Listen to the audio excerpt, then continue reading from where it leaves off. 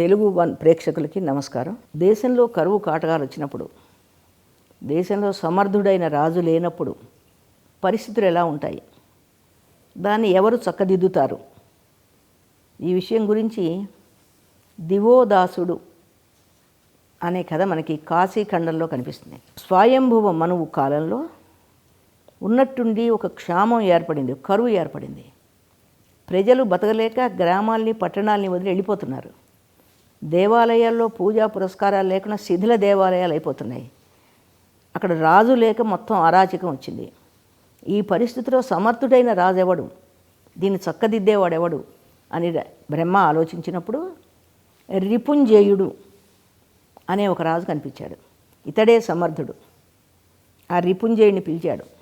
రిపుంజయ, ఈ పరిస్థితిలో ఈ కరువు కాటకాలు, ఈ అరాచకం, వీటన్నింటి సరిదిద్దగల మహావ్యక్తివి నువ్వే రాజువి.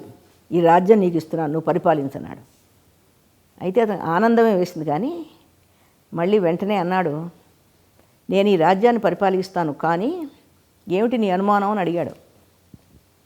పైగా బ్రహ్మదేవుని చెప్పాడు, ఈ రాజ్య పరిపాలన నువ్వు చేసి సమర్థవంతుడిగా ఉన్నట్టయితే దేవతలందరూ నిన్ను ఆశీర్వదిస్తారు, దివోదాసుడు అనే పేరు కూడా నీకు వస్తుంది, స్వర్గంలో ఉన్న దేవతల యొక్క ఆశీస్సులు నువ్వు పొందుతావు అన్నాడు.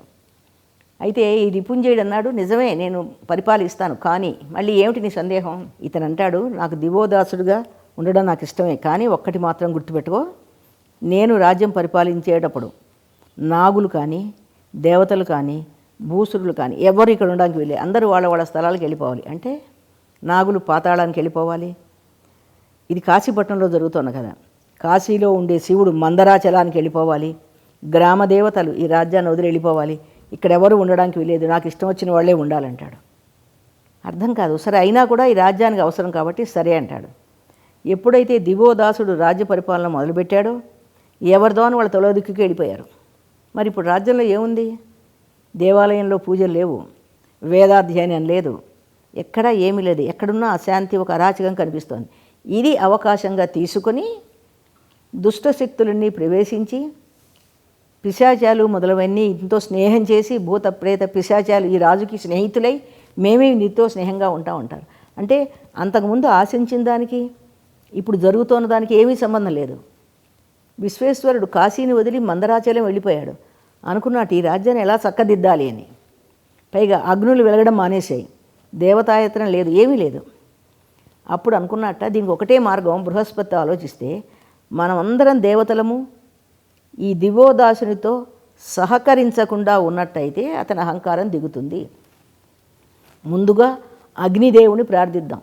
నువ్వు ఆ ఊర్లో ఉన్న ఏ ఇంట్లోనూ వెలగద్దు, అక్కడ ఎలాంటి యజ్ఞయాగాదులు జరగద్దు, హవిస్సులు లేకపోతే దేవతలకు చాలా కష్టం. ఇలాంటివన్నీ నువ్వు సృష్టిస్తే దివోదాసుడు ఒక దారికి వస్తాడు. కాబట్టి ఆ ఊరిలో ఏ ఇంట్లోనూ అగ్ని వెలగట్లే, ఎక్కడ యజ్ఞం లేదు, ఎక్కడ దేవాలయంలో దీపారాధన లేదు, ఏమీ లేదు. అయితే ఇతనికి మాత్రము సూర్యుని వెలుతు ద్వారా ఆహారాన్ని మాత్రం అందిస్తున్నారట ఈ దివోదాసుడికి.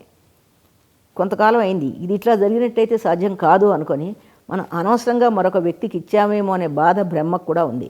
అయితే దివోదాసుడు అన్నాడు ప్రజలతో, మీరేమీ చింతపడద్దు, నాకు ఇచ్చిన బాధ్యత నేను చాలా సక్రమంగా నిర్వర్తిస్తాను. నాకు యోగ విద్యా రహస్యాలు తెలుసు, నేనేమనుకుంటే అవి చేయగలను. నేనే అగ్ని వరుణు వాయువు అన్నీ చేయగలను, వర్షాలు కురిపించగలను. మీకు అగ్నిదేవుళ్ళ నేనే ఇంట్లో కానీ బయట కానీ మంటలు వెలిగించగలను, జ్యోతులు వెలిగించగలను. కాబట్టి నేనే అన్నీ, మీరు ఎవరి కోసం బాధపడద్దు అంటాడు. ప్రజలు సంతోషంగానే ఉంటారు. అయితే శివుడు అనుకున్నట్టు, నేను ఎప్పటికీ కాశీనగరం రాగలను, ఈ మందరాచలంలో ఎన్ని రోజులు ఉంటాను, కాబట్టి దివోదాసుడిని ఎలాగైనా వంచడం కోసం ఒక్కొక్కళ్ళని పైనుంచి కిందకు పంపాలనుకుని సూర్యుడిని ముందర నువ్వు వెళ్ళు అని పంపిస్తారు. సూర్యుడు రకరకాల వేషాలతో ఆ ఊర్లో అంతా తిరుగుతాడు. దివోదాసుడి గురించి ఎన్నో మాటలు చెప్తాడు. ప్రజలు ఒక్కళ్ళు కూడా ఇతని మాటలు ఏమీ నమ్మరు.